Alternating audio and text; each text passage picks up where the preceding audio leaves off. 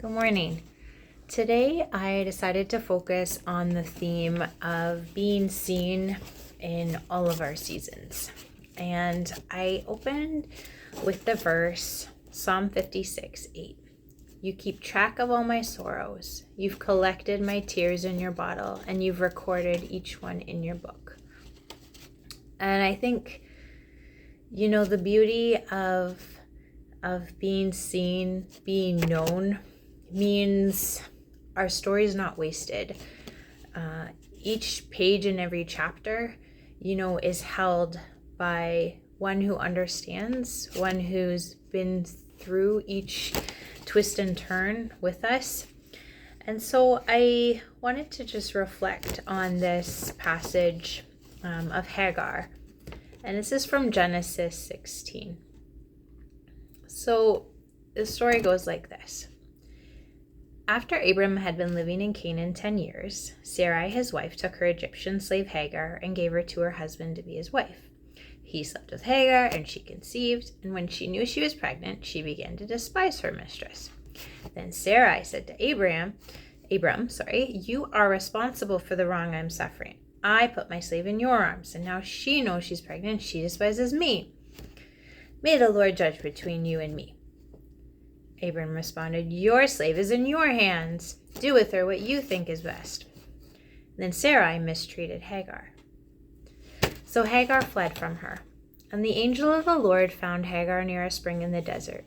It was the spring that is beside the road to Shur. And he said, Hagar, slave of Sarai, where have you come from and where are you going? I'm running away from my mistress Sarai, she answered. The angel of the Lord also said to her, you are now pregnant, and you will give birth to a son. You shall name him Ishmael. The Lord has heard your misery.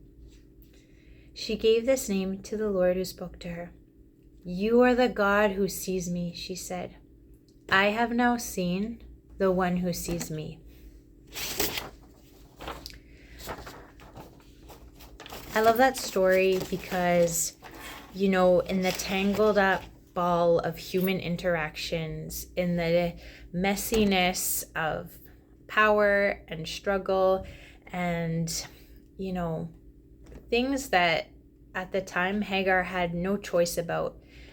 In the midst of all that human messiness, God's angel, the angel of the Lord, sits with her by the stream and says, I see you and I get it. I see your misery. And then she gives this name back to God. I have now seen the one who sees me.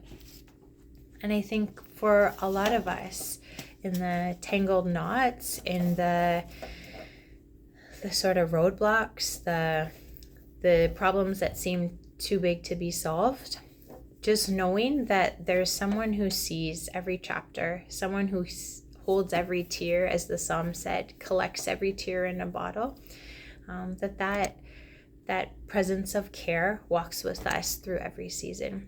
So my prayer for everyone this morning, everyone in my hospital that I'm about to visit with, but anyone watching, is that you would feel God's presence of gentleness that honors your story, that sees your misery and says, hey, your story's not over yet. I see you and I'm walking with you. So be blessed.